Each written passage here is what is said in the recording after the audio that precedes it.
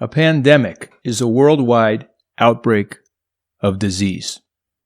Between 1918 and 1920, the Spanish flu infected a third of the world's population. It killed 50 million, making it the deadliest pandemic in history. What separated this outbreak from all others is that it struck down completely healthy young adults. Hey, it's Marco Pelosi III, and this is the Top Cosmetic Gynecologist Podcast. Every year, worldwide, 90% of 130 million young adult women experience vaginal childbirth. 50% of these completely healthy young adults suffer damage to their pelvic floor. That's 58 million women. That's more victims than the Spanish flu. Every year. They are not killed by their damage. They get to live with the consequences. Curiously, they lacked a voice. Until now. Hey, it's Dr. Pelosi III on the Top Cosmetic Gynecologist Podcast, and we are here with Sherrie Palm. Sherrie is the world's leading patient advocate on pelvic organ prolapse. Sherrie is the founder and CEO of the Association for Pelvic Organ Prolapse Support, APOPS, pronounced APOPS. She is a pelvic organ prolapse key opinion leader. She is the author of the award-winning book, Pelvic Organ Prolapse, The Silent Epidemic, which is into its third edition. And she is an international advocate and public speaker on women's health empowerment and multiple aspects of pelvic organ prolapse, quality of life, impact. Sherrie, it's a pleasure to have you on the show to discuss your mission and your vision and your efforts, past, present, and future. Welcome to the show. Thanks so much for having me on your program, Marco. I am delighted to be here to share information today. That's fantastic. I heard that you were just back from Washington, D.C. at a conference of some type. Can you tell me about that? Absolutely. Policy is high on APOPS radar. There's so much that needs to be moved forward with pelvic organ prolapse protocol. And that particular meeting had to do, I'm actually in Washington on a somewhat regular basis, but that particular meeting had to do with the Bladder Health Alliance, which is an AUA, American Urologic Association initiative to bring together advocacy agencies to address bladder health. So there are about 25 different groups that have representation at the meeting that I was at from all different kinds of health issues, both male and female, and addressing the bladder health issues of those different conditions. So we come together once a year and do a meeting and talk about things that we can do to increase the awareness of those conditions and to reduce the stigma related to those conditions, because anything that's related to bladder health, sexual health, digestive health, those are all still highly stigmatized. And in this day and age, that's just absurd. So we're trying to push that envelope forward. All right. Well, this stigma, where does the stigma come from? I mean, as far as you've been involved, because you're talking to a lot of people all over the place, where does this stigma of this whole topic emerge from? Well, related to pelvic organ prolapse, the stigma is massive. There's so many layers to this. The way pelvic organ prolapse presents, that bulge of tissue coming out of the vagina, is something that women find extremely embarrassing. And half of that issue, well, a big part of that issue is related to that they're not even aware that POP is a condition to begin with. And all of a sudden they have this bulge of tissue. They don't know what it means. They think it's a tumor. And there's a lot of anxiety in the female populace about related to the sexual side of it, that their partners will recognize that they have this bulge of tissue, and what will they think? Will they be turned off by it? Will they be grossed out by it? And so that creates a lot of baggage for women. And there's also urinary incontinence attached to this condition. Obviously, few talk about urinary incontinence out loud. I mean, they talk about the products that you can buy, incontinence products you can buy on commercials on TV now, but it's not done very effectively. And besides the urinary incontinence, there can also be fecal incontinence, which stands alone. That's a huge, huge issue for everyone. And it's particularly stigmatized in this country. I've been in some third world countries addressing POP issues, and poo is, or poop, whatever you want to call it, is not as highly stigmatized there as it is here. So in the US, it's all about don't talk about it, don't think about it, we don't poop at all. It's a non-issue. So that carries a lot of baggage with it too. So put those three together, and women really struggle with this condition. And when you wrap those all up in a nice, tidy little package, and you intersect that with intimacy, it explodes times 100. We are so tied to our intimate relationships in so many ways, and any of these layers impact that intimacy and that sexuality. And women they massively struggle with this. They hugely struggle with this. Now, is there one demographic that gets hit more than any other, or this pretty much cut across the entire populace? Well, it does cut across the entire populace. In general, I would say the largest sector of our populace is between 25 and 45. This condition has been considered an old woman's or a mature woman's condition forever, and that's ridiculous. We have patient following in mid-teens through end of life because there are so many causals tied to this condition. The women that are in their teens are women that have Ehlers-Danlos syndrome, EDS, and that is the condition that it's more commonly thought of as double jointed. But with that condition comes really stretchy tissue as well. And so what happens is those supportive tissues that hold the organs up no longer do their jobs appropriately, and those organs start to shift down, just as they do for other types of causes of POP, down into the vaginal canal.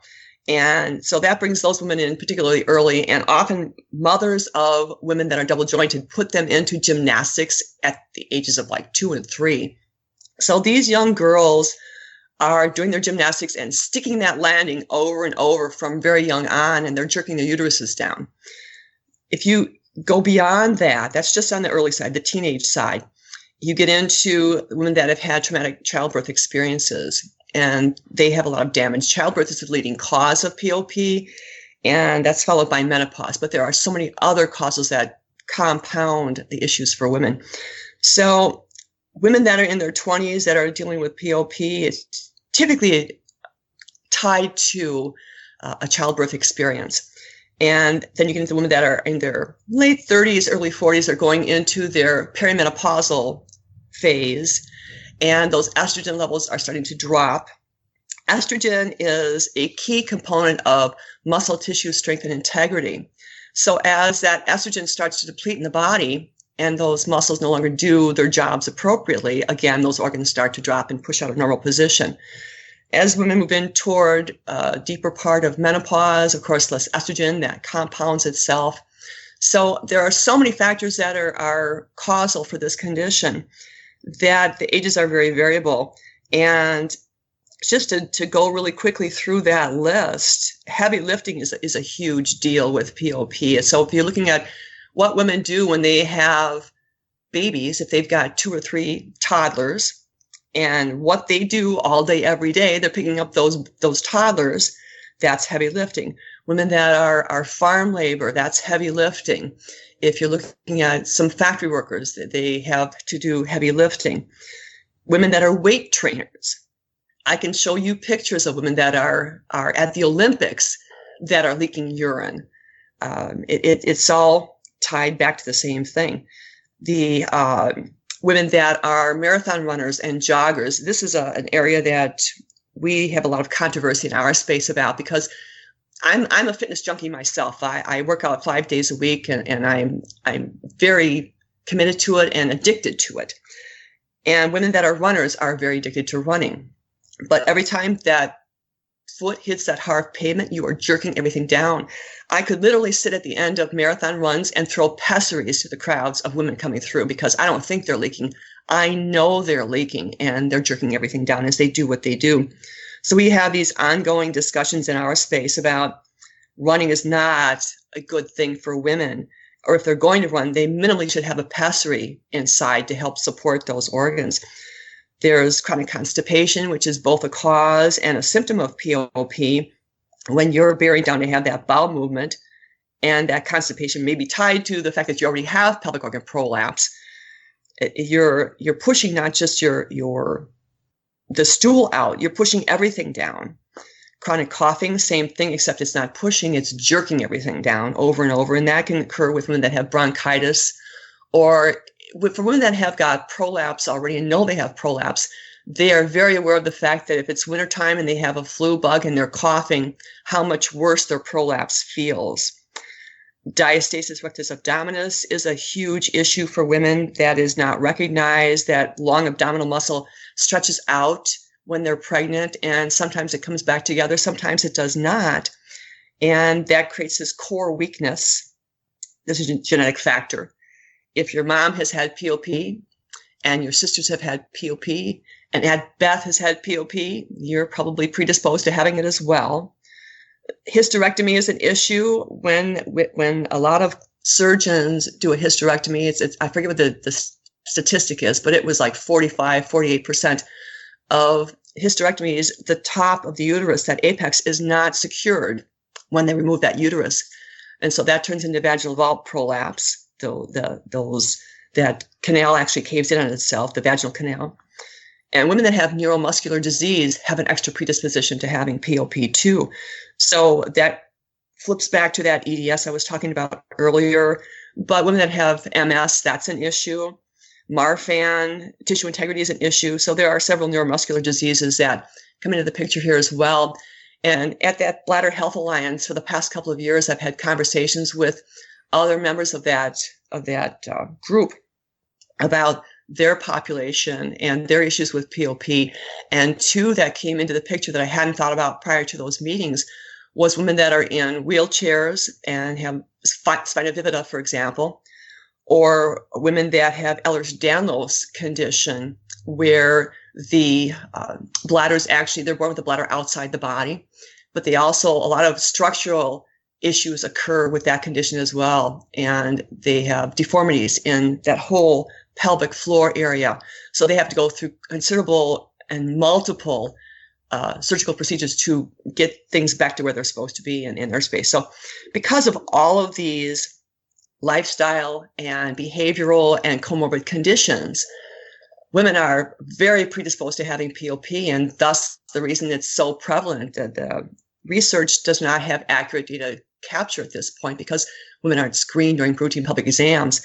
But I do read, I've read everywhere from about 25% up to 68% in one study of women in the studies that have had POP. And in my heart, I believe it to be about 50%. I see that relatively regularly now in studies, and that's the figure that I usually use when I'm speaking about POP or I'm writing about POP. I wouldn't dispute that. I absolutely would totally agree that it's extremely, extremely common. Now, I see a little bit of a disconnect, though, because most women, at least I assume that most women go see a gynecologist throughout their lives at multiple points. And yet it's a silent epidemic, as you say. So where is this disconnect between the physician and the patient about diagnosing and discussing this? What seems to be the barrier, the challenge? There is very poor POP curriculum provided to any diagnostic clinician. I have spoken to so many, countless white coat, and it's PCPs, it's gynecology, it's nurse practitioners, it's all kinds of nursing, radiology. POP curriculum is not provided, and that is the shortfall, and that is what needs to be addressed. Women should be screened, absolutely should be screened for POP during routine pelvic exams, and they are not. And what happens is, I mean, even if the clinician is aware of POP, it's so minimally that they don't recognize, they don't know how to do a POPQ, that diagnostic test, and they shouldn't have to know how to do that. That's not their area of expertise. They're not specialists or subspecialists. But what they don't recognize is that when a woman lays down and those legs go up in the stirrup, that those organs slide back into their normal positions, and it's not quite as visible if you're not a subspecialty trained expert. So women who are supposed to be, or should be, I shouldn't say supposed to be, but should be screened for POP during those pelvic exams, those routine annual exams or semi-annual, whatever the current status quo is that does float back and forth. they should be diagnosed or screened during those processes, but they're not. And what we have been telling women that see their gynecologists who have got pronounced, they're in our space, they've got pronounced POP symptoms, and they've done that self-exam, and they know they have all these classic symptoms. What we tell them is you demand to be screened standing up. And typically what will happen is their gynecologist will do that. They will just hand palpate, and then they will feel and sometimes look and see that bulge of tissue coming out of the vagina. And those doctors will typically go, oh, now they get it. So we have a lot to address. And that's all part of the DC initiative here too. Changing protocol and policy is very deeply integrated into each other's pockets and each other's pathways. And so we have a lot to do to address those issues. And we feel strongly that all women should be screened for POP during those routine pelvic exams so that this condition is caught at an early, more treatable stage, and to enable women to be proactive about their health. They may end up needing surgery anyway, but the quality of life is a huge, huge deal. And when you feel the symptoms that you feel as a woman who has pelvic organ prolapse, and you have these symptoms all day, every day, something needs to be done to make your life more user-friendly. So diagnosing early is a big deal in our world. But yeah, hand in hand with that goes some kind of preventive recommendations, like avoiding the heavy lifting, avoiding the marathons, stuff like that. So if you're going to screen early, you also have to educate the doctor as to what to do with that information as soon as you diagnose it. Absolutely. And one of the things that on that side of the fence that is a huge big deal is the fitness factor. Patients are typically told 6-week heel curve after POP surgery. And of course, it's going to vary depending on what type of surgery you have, because there are 5 types of POP that are being addressed. There's 4 degrees of severity. So what's right for patient A is not always right for patient B. But so often women are told 6 weeks, you're good to go.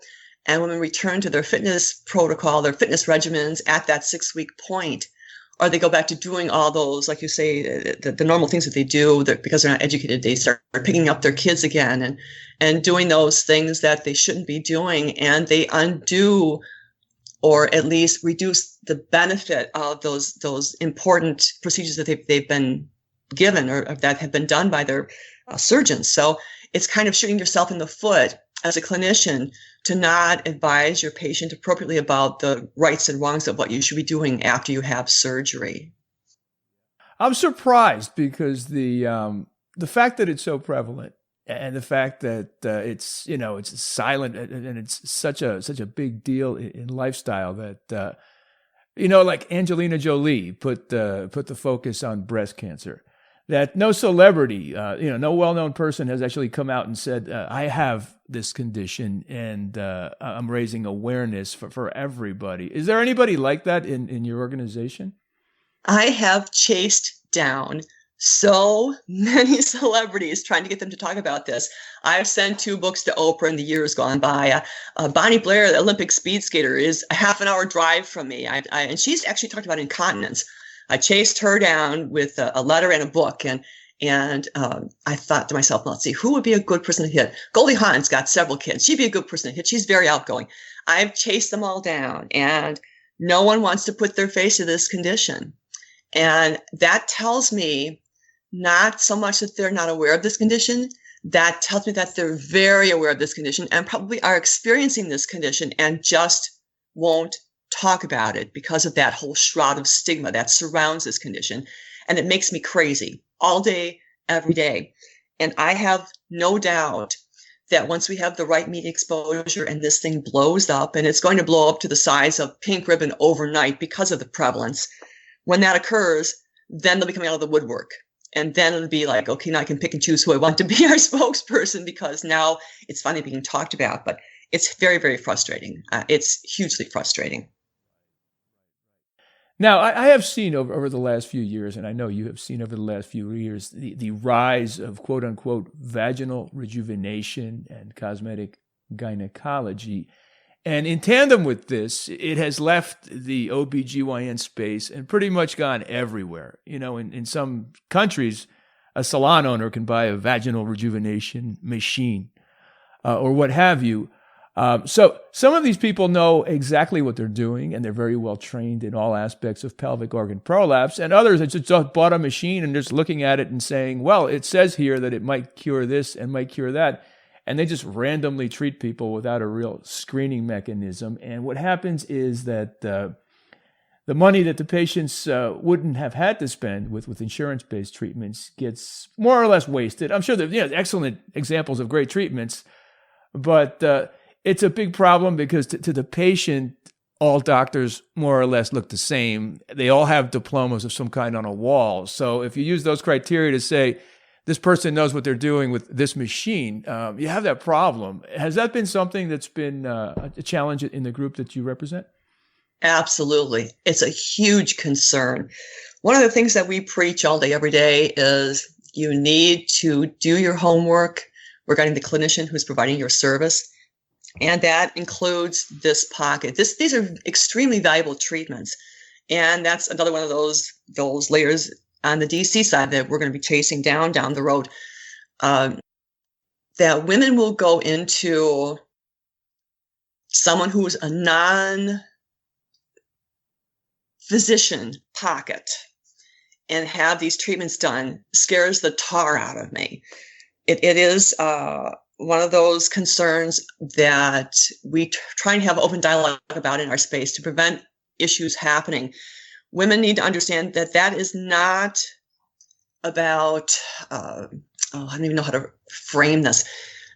You shouldn't classify that in the same category as like going into having a facial done. It's not the same thing. Not that I don't like to have facials done. That's awesome. Make my skin look better on my face. This is vaginal tissue. It's a whole different ballpark. And we do discourage women from just willingly picking out somebody on the corner with their storefront doing these kinds of procedures direction, and they should see a professionally white coat trained physician to have these things done. It is, having had radio frequency done myself, I cannot express the benefit of these procedures. The only downside I see is that they're not covered by insurance yet. And from the medical perspective, they should be. But for women to go in and have these procedures done, they need to see a physician. And they need to know that that physician is going to do a vaginal exam and ask all the right questions and have the procedure done appropriately so that they don't end up with damaged tissues or burns or something that's going to not only affect them physically, but affect them emotionally for some time to come. It's got to be done the right way by the right white coat, bottom line. Sure. Now, you mentioned that you had these treatments done yourself. So let's go back because you've stated quite publicly that you started this whole initiative because of a personal journey with pelvic organ prolapse. So tell me about that. Absolutely. And my story isn't that much different from other women's stories. It was discovery upon diagnosis, and we hear that all day, every day. Women don't know about this condition ahead of the curve. So I actually had symptoms about 17 years prior to figuring out that something was wrong, but I didn't know that they were symptoms of anything in particular. What got my attention was I've always worked a 60-hour week. That's my normal. And I was in the bathroom urinating, and I noticed a bulge of tissue. And just by wiping after I finished urinating. And I recognized that I had been noticing that bulge of tissue for around 3 months. So I thought, what the heck is that? I was kind of curious. So I got a handheld mirror out and took a look and saw this walnut-sized bulge coming out of my vagina and thought, that can't be good. I better go see the doctor. So I wasn't freaked out. I didn't have any pain with prolapse. I was one of the lucky women. A lot of women have pain. I did not have any pain. I just knew it wasn't normal, and I had to find out what was going on and do something about it. So I sent an email to, I'm fortunate that my best friend is my healthcare practitioner. So I shot her an email and said, well, if there's something going on down below, there's this bulge of tissue coming out of my hoo-ha. I don't know what that means. She says, come on in, we'll do a pelvic exam. So I went in to see her. She did the exam, and matter of fact, they said, you have pelvic organ prolapse. No worries. We'll fit you for a pessary. If you're not happy with the pessary, I'll forward your information to a urogynecologist, refer you to a good one that I know, and you can consider surgery. In that short time frame, that 15-minute exam, I heard words I'd never heard of before. 3 of them, I'd never heard of pelvic organ prolapse. I'd never heard of a pessary, and I'd never heard of a urogynecologist. So she fitted me for a pessary, and she got the fit right on the first try, and it worked great. I came home with my pessary, and I had no problems with it. It did the trick, did the job really well. But after about 2 weeks of having that pessary and going through that insertion removal process, I took mine out every night and just put it in the morning and recognized that this is just one more thing I have to do every day. It's kind of like having contacts. It's one more thing you have to do every day. So my typical morning was get up, let the dogs out to go to the bathroom, go to the bathroom myself, throw a cup of tea in the microwave, let the dogs back in, feed the dogs, exercise, eat my breakfast, jump in the shower, makeup, hair, go to work. I didn't want one more thing to do. Adding that pessary in was one more thing to do. So I got back in touch with my buddy, and she says, okay, well, here's the urogynecologist's name. I forward your information to her already, and give her a shout and get an appointment set up. So I did that. So it was mid-December when I had, in 2007, when I was diagnosed. And I went to see the urogynecologist about the 3rd week of January. And she was extremely thorough, and that's urogynecology. That's what they do. And we went through the whole diagnostic process, and she diagnosed me with 2 types of POP. It was cystocele, rectal seal, grade 3, and found out with surgery I actually had 3. There was a huge enterocele in there as well. But we went through, she did the exam, and then I went into her consult room, and we talked for about 20 minutes about the prolapse and prolapses, I should say, and the issues. And at the end of it, typically if I go to see a physician, especially a specialist, I'm bringing my list of questions with me. And between the time I was diagnosed and seeing the specialist, I had done extensive digging into this condition. And in all honesty, I knew within 2 weeks of my diagnosis that I had to do something about this status quo, because I was furious, absolutely furious that I'd never heard of this. It didn't make any sense to me. I just didn't get it. So I was at the consult, and I went through all my questions. She answered all my questions for me. And the last thing she said was, last thing she asked was, do you have any other questions? And I said, well, I just have one. I don't understand, if this condition is so common, how it's possible I've never heard of it. I've been extremely proactive. I was diagnosed with MS in my very early 30s, and it was very life-altering. I became extremely proactive about my health from that point forward. And I cannot believe that this has never come up in female health exploration that I've done. And she looked me straight in the eye, and I love my urogyn. She looked me straight in the eye, and she said, well, Sherrie, women won't talk about this.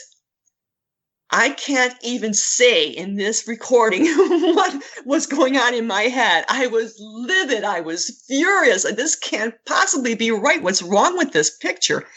So that really cemented next steps for me. I mean, I knew 2 weeks after I was diagnosed that this was my destiny. I knew that I was born to change the status quo here.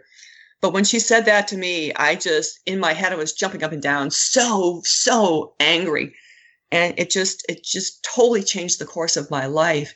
So I had done a lot of research, like I was saying, between those 2 medical appointments. And she said, well, we can get you scheduled for this summer for surgery. She says, we'll get into the summertime, you just do your maintenance, keep using your pessary. We'll get into summertime, and then, we'll do surgery, and you can just ease your way back into life after surgery. And there's a strong heel curve with this. And for you, because you're an exercise junkie, there's an extra strong heel curve. We're going to give you a 12-week heel curve to make sure you don't do anything you shouldn't be doing after surgery. And I'm like, whoa. Wait, tooties. I don't think so. I want to be on your table yesterday. Get this thing booked. And so she did. And I had surgery the first week of February. And so that time frame between that initial diagnosis in December and my surgery in February, I did my research, and I knew I had to write a book to get this information into the hands of women. If I didn't know this, and I was so proactive, I knew that women en masse didn't know this information, and that was just wrong on every level. So I had done a lot of digging, and I captured all my facts, and I knew nothing about, at this point in time, I've always been a good writer. I was blessed with a really good English teacher in the 7th grade. So I've been a good writer, but I never thought about writing articles or books or anything to do with what I do. My exploration into advocacy had to do with coaching Special Olympics basketball. That's it. That's all I knew about nonprofit sector. So I had to educate myself in a lot of different pathways. And so it was the writing, it was building a book, it was finding out how to get a book published. I used a traditional publisher for the first edition, and then I started my own publishing company for the next 2 and for those moving forward. I had to understand more about the nonprofit sector. I wrote that first edition, and I did that during my 12-week heal curve. And once I had the book finished, which was around July or so, I had to start the chase to find a publisher, and that was very difficult. Everyone has a book in them. That's what they say. And chasing down a publisher to make them recognize that this very stigmatizing condition needed to be talked about, well, that was a little tricky. So I found that publisher. I had the first edition published, and I had to learn about marketing. I knew nothing about marketing, so I had to take classes on that and learn all about marketing. I was about 15 months into marketing the first edition of my book. I had to learn how to build a website, so I figured that part out and used that for the marketing side. And all of a sudden the light bulb came on. Well, if you want to reach women effectively, if you want to help them effectively, you should found a nonprofit. So I went off down that rabbit hole and learned about 501c3 nonprofit and how to fill out that extensive application. It's not quite so bad now, but back then my application for my 501c3 was 88 pages long. It was very extensive. So I had to get all that figured out. And then there's so much about the nonprofit sector I had to learn. So I took a ton of classes in that. And then we just everything kind of gelled on its own, and the pathways opened on their own as far as what I should be doing to kind of help get this word out there more effectively. So I started to be asked to speak at different events, and I mostly speak at medical events, but my heart is in speaking at women's events because they're the ones that really, really need this information. Certainly there's a lot of misconceptions in this sector, and there's great value in presenting at the medical conferences, and they're mostly urogynecologic conferences that I present at, but I've done presentations at other types of medical conferences as well, and research and academia a little bit as well. But to me, speaking at women's events, that's where my heart truly is. And it doesn't matter when I've spoken with women, if it was a group of 5 women or it was a huge audience full of women, it didn't matter. My heart is so engaged in those processes because you can literally see the looks on their faces change, because by and large, these women don't know about this condition. And you're opening up this whole new pocket of women's health empowerment that never occurred to them and wouldn't have until they were diagnosed with it. I can remember one presentation that I did. I went down to Mobile and I did two days back to back. A Urogyn brought me down, and let's see, I think it was the second day. It was a smaller room. The first day was in a large auditorium, but the second day was in a smaller room. And there were about 40 to 50 women in that room. And there was a woman in that room that was, I'm guessing, mid to late 80s. And she clearly did not want to be there. I mean, the younger women, they engage right away. They're just pulled right in. But the more mature women, they're more stigmatized by this condition. And I was keeping a close eye on her. And I tend to eye to eye with audiences, especially the smaller audiences of women. And so I was keeping a close eye on her. And I watched her morph completely throughout the presentation. It was a 2-hour presentation. In the beginning, she had a very stern look on her face, and she was looking down at the tabletop, and and almost an angry look on her face. She just didn't want to be there. And I'm guessing that the Urogyne is the one that strongly suggested that she come to the presentation so she could learn about the condition. And by the end of the presentation, she was sitting there with her elbows on the table, her hands on her face, staring at me, listening to what I was saying. And that stern look was now off her face. And the empowerment that she got from that presentation was just amazing to see. It was like, it's not just me. I'd gone through and talked about all the different ways that this impacts women's lives, that physical, that emotional, that social, that sexual, that fitness and employment quality of life impact. And we must have hit a few of them that she had navigated. And she realized that I'm not alone anymore. This isn't just my baggage to deal with, that this is women's baggage to deal with. And it just filled my heart. So the whole journey has been a learn as I go type journey. And each of the different pathways I've walked down have just happened as it presented themselves. I knew at the onset that this was going to be my destiny and my journey. I just had no idea how it was going to manifest and how I was going to make that magic happen. It's like you in the, not, I would never compare myself to a white coat. What you guys do is stellar and amazing to me. And on the surgical side, it blows my socks off whenever I watch surgical videos. I'm just like, oh, geez, how can you find things in there? It's such a mishmash of parts and organs and structural tissues and so on. But it's you learn as you go, and you're always open to learning new things and discovering new things. And somehow your mind just takes you down those, maybe 3 paths in front of you, and it's like, nope, this is the one here I'm supposed to be on, and this is what I'm supposed to learn next. And it just kind of does its own cooking. It's pretty cool how it works. Now, did you have a background in business or in management or anything?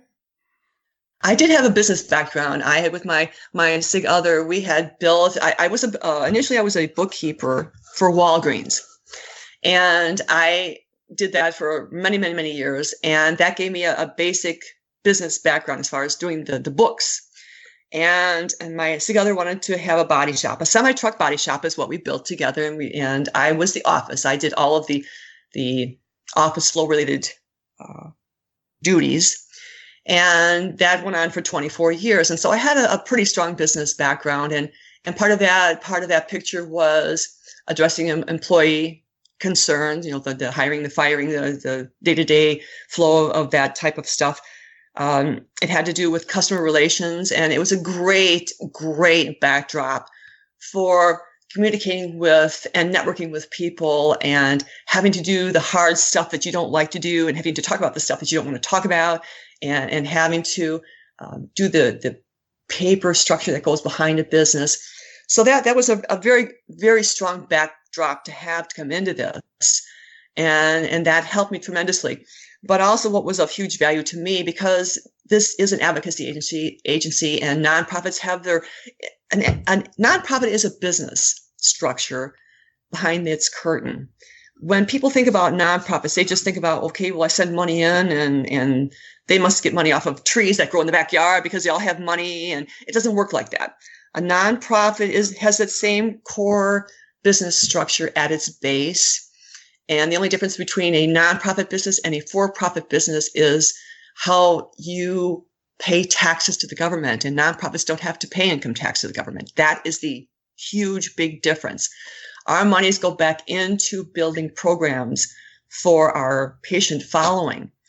So the structure that I had, the base that I had was extremely helpful to me. But if I wouldn't have taken all of the courses I took at the Nonprofit Center of Milwaukee, and they're no longer in existence, but they were priceless to me when they were.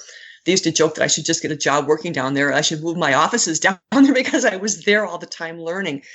The things that I learned from that organization were priceless to this journey. And of the most value has been listening to the voices of women and listening to the voices of the white coat and white collar professionals in this arena. And we're all so tied together, and that helps us do what we do. If I didn't communicate well, I might as well just hang my hat up, because that's cornerstone to what we do. It's patience. It's clinicians and the academics and the researchers, and industry is part of the equation, and policy is part of the equation, and all of us work side by side, sharing information with each other, and it helps each of us shore up what we do and expand what we do and evolve what we do. But of all of those voices, I have got to say the patient voice is the most valuable, because they share their reality all day, every day with us. And we built this closed Facebook forum to enable women to talk freely and comfortably about their reality. And because of that, physical, emotional, social, sexual, fitness, employment, quality of life impact, there are so many variables to talk about. And on the sexual side alone, that baggage is massive. So we built this space so that women have that comfort zone, and we run a real tight ship, a really, really tight ship. I'm blessed to have some priceless volunteers that help run that space, because I don't have the time to do it myself anymore. And they're priceless to me. But we monitor it closely. We don't allow any men in that space unless they're white coat. They have to be physicians, and preferably physicians that specialize in POP, but we also allow some gynecologists in and some PCPs in if they're doing their stuff the right way. We screen very aggressively. I personally screen all of the physicians that want to come in. We've got a lot of PTs in our space, and typically the white coat that come in, they observe. I've warned them when they come in, if you want to comment, feel free to comment, but know that if you comment and the women know if there are men in there and they see that it's a man, they know that's a white coat, because we don't allow men in. I warn them that they may be chased down with questions by these patients. So typically they come in and they observe, and it gives them a much tighter bird's eye view of women's reality, because they talk about things with their POP specialists, but not to the degree they talk about them in our space. We hear everything, every piece of minutia, every little detail that there is to tell, we hear, and we talk about it freely. And because women are so stigmatized on the sexual side, we get all the graphic details. And what happens when women come in, because we have got women from mid-teens through end of life, what happens in our spaces, a woman will come in, she joins our organization or our group, and she will, sometimes they just observe, sometimes they tire kick, and sometimes they come in and they just dump their guts and they spill their story. And then what happens is they are surrounded by women who are that same age pocket or that same experience, what they did to help themselves. And the support that they receive from each other is priceless. It's absolutely priceless. And as an example, women that we've got a pretty large sector of those EDSers, the women that have got the stretchy tissue and the double jointedness. And they're the younger ones, and they're pretty devastated by what's happening with their bodies. All women are devastated, but that sector, the young ones, are really devastated. They may come in and explain that they're 16 years old and they've been diagnosed with pelvic organ prolapse, and what can they do and what should they do, and is their life completely ruined? And the other EDSers will come out and surround them, and they share their own stories. And that's exactly what happened to me, or here's what I'm doing now. I've had this condition for 5 years, and this is what I've learned in that time frame. So another example, colpoclysis, having the vagina sewn shut, very, very stigmatized. Oh my gosh, don't do that. That's your center of femininity, blah, blah, blah. That's baloney. That is baloney. The center of femininity is in your head. And we encourage women to explore whatever treatment they feel is of value to them. And having personally guided several women now through that colpoclysis pathway, it's amazing to me how well they adapt to it. We encourage them to recognize that intimacy doesn't have to mean intercourse. There are other ways to be intimate with your partner.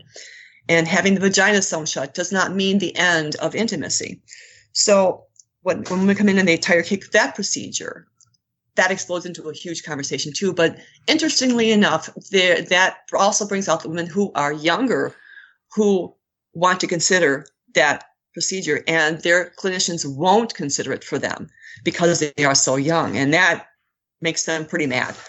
Women that I know women that have had 8 surgeries for POP because the EDS is so bad. And those are the women that are younger that they're just like, I'm done with this. I'm just done with this. I can't deal with it anymore. And they have evolved their relationships to the point where their husbands recognize how much pain they have with intimacy and how much they suffer with the POP symptoms. And their whole relationship has shifted and evolved. So because of that open dialogue that we allow to occur and that we encourage to occur in our space, it all comes out in the open. It all gets talked about. There is no topic related to POP that is too much information. We discuss it all in our space, and that is priceless. Now, it's 2010, and you created your nonprofit. How did you grow it? Very organically. It's not anything that I intentionally chased down. I just let it be what it is. I can't tell you how we have patient following and practitioner following both in 177 countries. I cannot tell you how they found us above and beyond Googling pelvic organ prolapse. And somehow they just Googled far enough and they found us on page 3 or page 5 or wherever they found us. I don't know how that happened. Certainly there's word of mouth has some impact, and we have got some female pelvic medicine reconstructive surgeons, whether they're urogynes or urologists. In other countries, there are some gynes that they're still considered gynes, but they have this area of expertise that are aware of what we do. And some of those practitioners have got a copy of my book on their consult desk. And when their patients are through with the exam and they come in for their consult, they'll actually say, okay, you need to get this book and you need to understand this condition, and this book will help you do that. Sometimes they just send them to our space and they tell them to Google APOPS, and they find us that way. For a lot of our patient following, they simply share information with other women that they know or with their daughters or their cousins or the people that they work with. And we encourage that strongly. When we first had the forum, when I first built that forum, women... Actually, I didn't build the forum. Someone in the UK built that forum, and she asked me to come in and help monitor that space. And there were around 300 women in that space at that time. Now we're 13,000. And after I was helping out with that for a couple of years, she had her POP fixed and she was done with it. And I said, well, would you mind if I turn this into APOPS for him? And she said, have at it. So that's what we did. So, and we acknowledge her in our story on the page itself. But the way it evolved, it wasn't anything that was intentionally, let's make this big. Let's make this grow to be this global energy and help all women find us. It just kind of happened on its own. And I, like I said in the beginning, I knew this was the destiny. I knew it was going to be massive, huge explosion overnight. I actually talked with the organization that I house at the base of my website to make sure it doesn't blow up when this blows up, and that it's going to be able to handle that traffic coming in, and make sure I had the right base of the website to handle what was going to happen. But I really, Marco, I can't really tell you the rhyme or the reason or the how it came to grow itself. This is just women helping women. It's just what we do. And how the voices have changed in our space over this time frame has been so exciting to watch. That in the beginning, women, they talked about their stuff, but not really openly. And now our women, it's palpable. You can feel their strength. You can feel that empowerment happening with women in our space, and how they're just done with this closet baloney. They're done with it. It's like, we need to talk about this. This is women's health.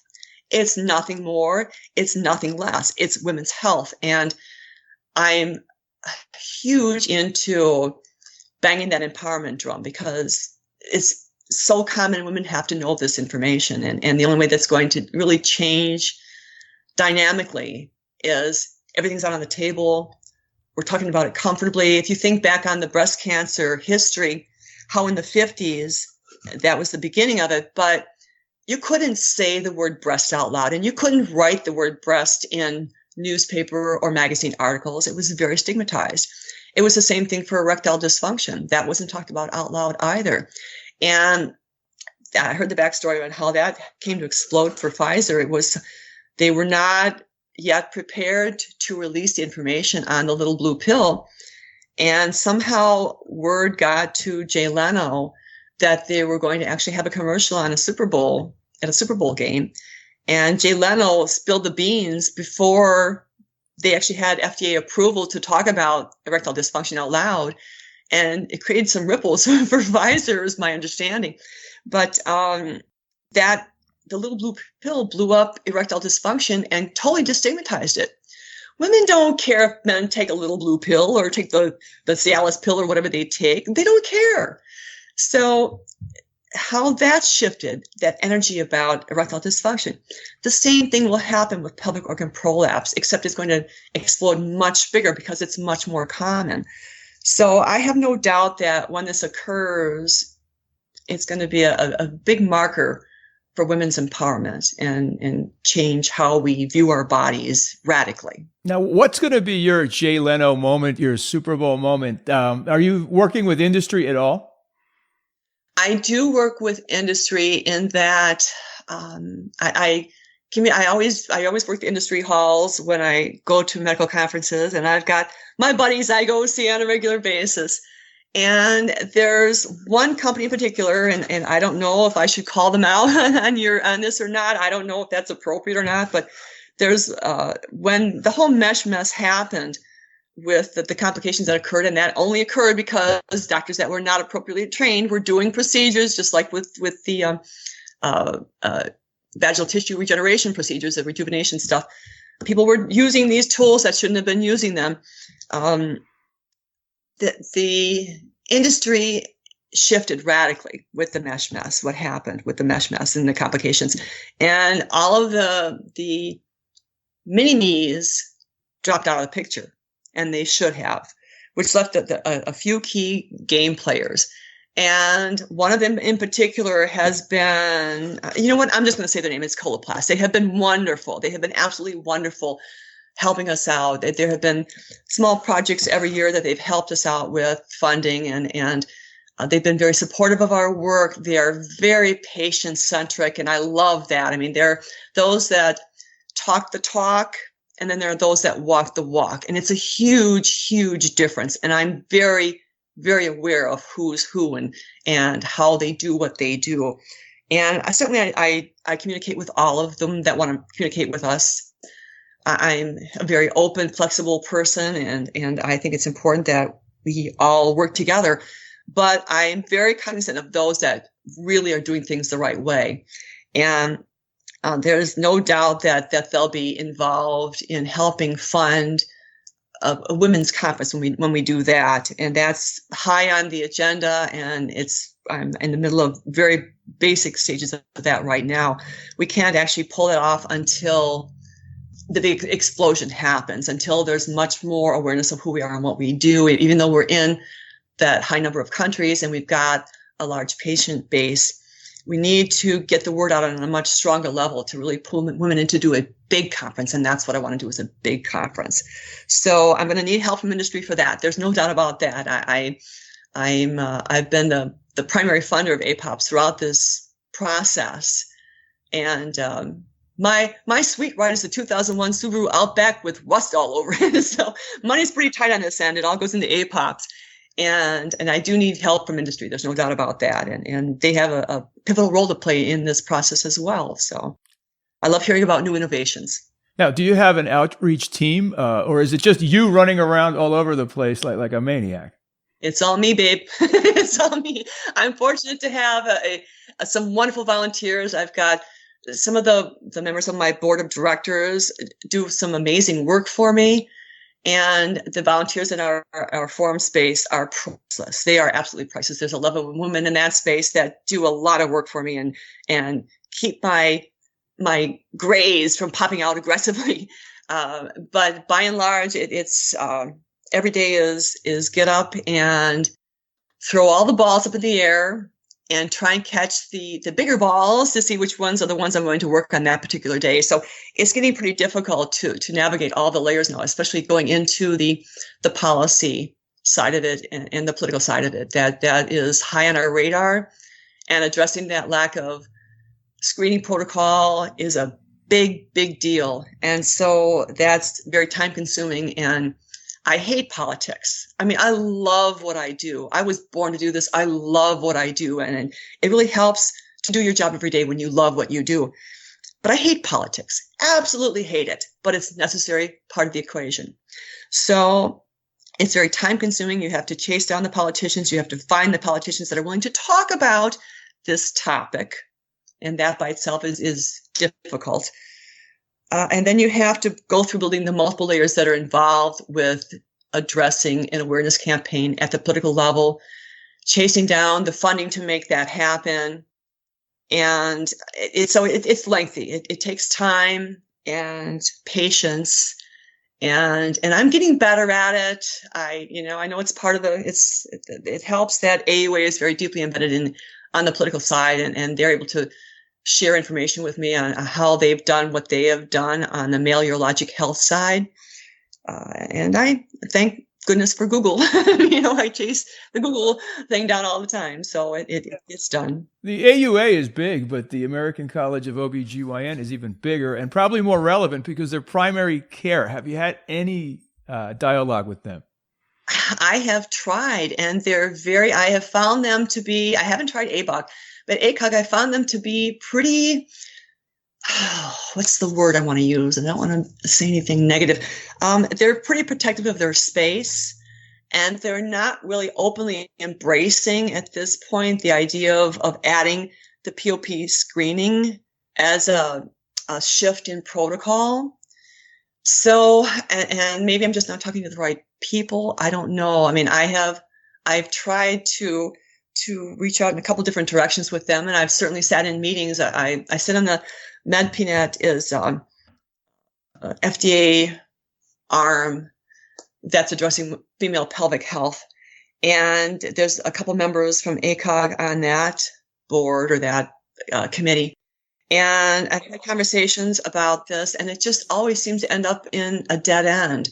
They had amazing video on their website that showed the different types of POP where the organ was in its natural position, normal position, moving down as the POP progressed down into and through the vaginal canal. And they were very, very valuable videos that women could watch and actually see how that works. And they recently shut down access. And I contacted them. I said, would you mind if I built a page on the APOPS website to house your videos, and obviously giving credit back to you. These are your videos, and I'll make a nice little statement on there, that they've been graciously allowed to be on our space by your organization. They would not allow it. But now they've gone to the point where they've actually shut down the viewing of those videos. It's to members only. They're clinician members only. And to me, that's like, why would you do that? If you really cared about women's pelvic health, they shoot themselves in the foot. So I haven't had a lot of luck with them. And again, I haven't reached out to ABOG yet, and I have to try that side and see where that goes. But there are some of the female health clinician orgs that are more user friendly, and so we bridge with them. I've had a lot of conversations with APTA, women's pelvic, the women's pelvic health physical therapists, and I sat next to the sitting president of SUNA, the Urologic Nurse Association, at the meeting I was at in DC on the Bladder Health Alliance. And we had great conversation all day and are talking about a research project to do together. So they're very, very user-friendly. And sometimes it just matters who's at the helm that particular year, how that works too.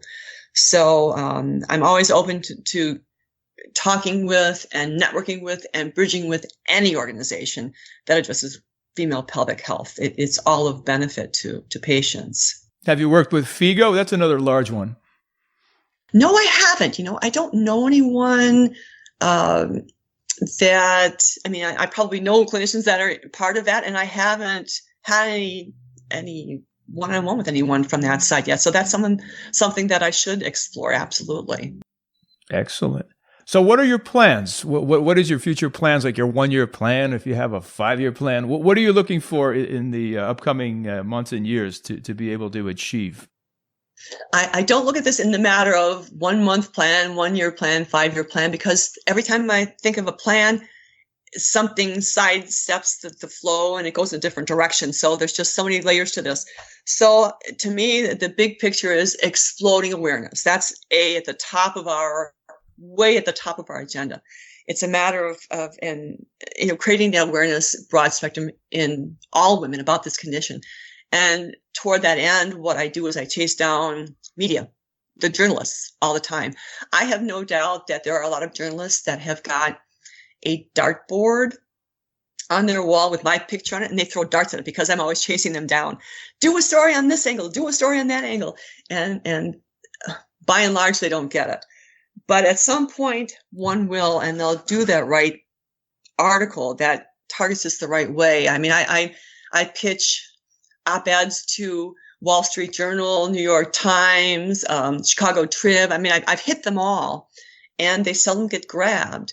When I've spoken at the FDA, then I'm chasing down the local journalists here in the greater Milwaukee area, the TV stations and the newspaper and so on, trying to get them to grab on it.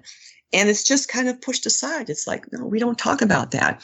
I've been informed by people behind TV curtains that most of them won't say the word vagina on their broadcasts, which just is sideways crazy to me. I don't understand that.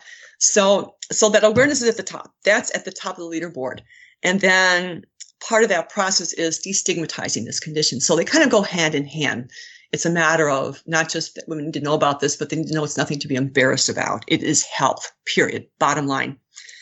And moving further down that leaderboard, then it's a matter of letting things roll out as they should. I mean, we addressing that lack of POP curriculum is huge on our radar too. And I am continually chasing down medical schools and just universities in general to try and get in to speak to the incoming students, and especially the students that are going into the medical arena, because there are so many fields. When this blows up, when POP awareness goes large, the ripple effect is going to be massive in multiple fields of practice. So you're looking at not just the gynecology side, but you're looking at the PCPs have to know about this stuff. You're looking at the radiologists who are doing the imaging, where you're looking at the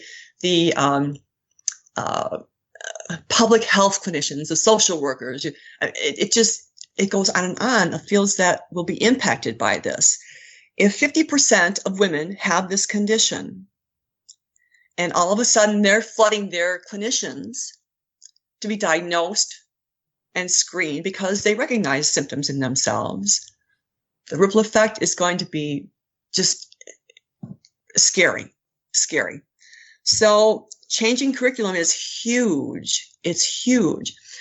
So to get into these universities, to speak to students, to make them aware of this condition, to funnel more students into this field, engineering, biomedical engineering, all by itself. We need more innovations. We need more devices and products and different types of treatments for those that want to use the non-surgical treatment pathway. So reaching those students at this pivotal point, to funnel them in, to open up that curiosity, to make them aware that there's going to be a huge need in this sector, is cornerstone. And changing that screening protocol, to change a basic protocol that has been the status quo for a long time, is no easy task. So that one consumes a lot of energy, and that's always going to be at the top there. So I cannot tell you if that's it. I don't make that as a 1-year goal or 5 years or whatever. I can't envision the timing of it, because by the time 10 o'clock comes today, there will be 3 different things it didn't even occur to me to talk about or to address or to deal with today. It's always shifting. And that's exciting, and it's a good thing. Sure.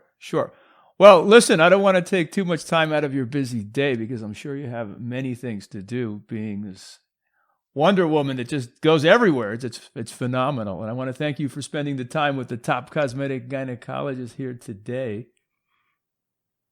I cannot thank you enough for initiating this discussion, Marco. I love what you do. I love your energy, and the information that you share is priceless. So thank you for the invite, and thank you for the opportunity. I really appreciate it. You're welcome.